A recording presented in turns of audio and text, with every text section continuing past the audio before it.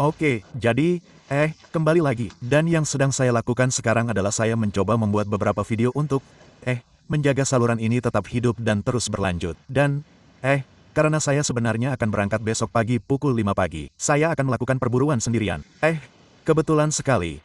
Tepatnya di mana salah satu cerita yang akan saya bagikan kepada kalian berasal belum lama ini.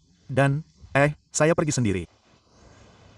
Begitulah adanya. Dan saya akan mencoba mendokumentasikan seluruh perjalanan yang akan saya lakukan ini juga. Mungkin menarik bagi banyak dari kalian di luar sana dan lihat apa yang saya lakukan. Lucu ketika saya menelepon ketika saya membuat video ini dan membacakan pertemuan orang-orang dengan makhluk Sasquatch ini. Anda tahu, Anda menyebutnya cerita Sasquatch. Itu seharusnya hampir hanya disebut cerita pendukung.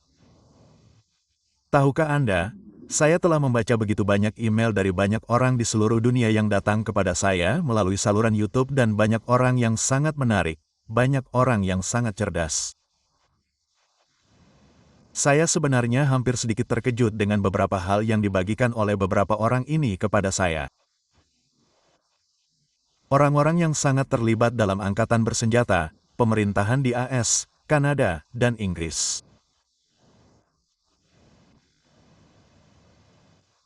Anda tahu, informasi yang masuk cukup berharga dan itu pasti membantu untuk mengisi beberapa bagian teka-teki yang hilang dengan masalah ini. Ini cukup gila. Maksud saya tidak akan mulai mengoceh dan membagikan setiap informasi kecil yang saya dapatkan. Tetapi ada beberapa hal yang terjadi di planet ini, terutama dalam masyarakat kita, yang seharusnya diketahui orang-orang. Saya sangat merasakan hal itu. Dan ya, itu cukup luar biasa. Itu topik yang luar biasa. Kehidupan ini luar biasa bagi kita semua. Khususnya orang-orang yang keras kepala dan terus berpikir sendiri dan memimpin diri mereka sendiri. Alih-alih menerima omong kosong yang terus-menerus diberikan oleh pejabat pemerintah yang bejat dan orang-orang yang saat ini berkuasa kepada kita dan mencuci otak anak-anak kita. Dan Anda tahu, saya bukan aktivis gila atau apapun. Saya hanya pemikir bebas dan saya memimpin diri saya sendiri dan saya tidak tahan atau menerima omong kosong apapun. Dan Anda tahu, sejujurnya, apa yang membuat saya lebih mudah dan juga membuat saya menjadi lebih sadar? Saya yakin. Apakah itu hanya fakta bahwa saya berhenti menonton televisi? Anda tahu, saya berhenti menonton TV. Maksud saya berhenti menontonnya sekitar 5 atau 6 tahun yang lalu.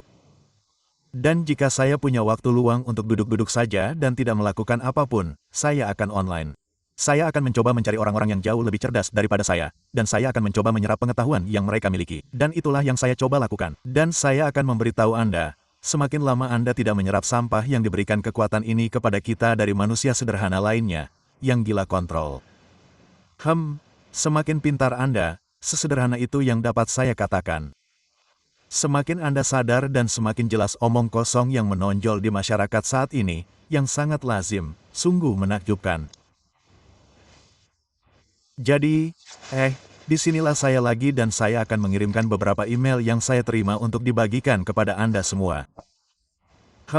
Itu menarik bagi saya. Itu akan menarik bagi banyak dari Anda dan itu juga mungkin akan membantu orang-orang yang mengirimkannya kepada saya. Oke, jadi ini satu yang ingin saya mulai. Nama saya Ken Noli dan Anda memiliki izin untuk menggunakan nama saya jika Anda menginginkannya. Saya tidak peduli karena saya memiliki hak istimewa yang berbeda untuk melihat apa yang saya lihat bertahun-tahun yang lalu dan saya memikirkannya sepanjang waktu, bahkan setelah 57 tahun. Orang-orang yang mengejek cerita saya dan banyak orang lainnya adalah pecundang. Salut untuk yang satu itu. Ya, mereka sebenarnya bukan pecundang. Mereka hanya tidak beruntung dan cukup sederhana. Sayangnya, mereka tidak. Mereka ada cukup banyak dari mereka. Pada tahun 1962, ketika saya berusia 18 tahun, saya dan beberapa teman saya dari sekolah di Montana sedang berburu rusa di pegunungan Galaton. Kami tahu di mana ada tebing terjal di daerah ini.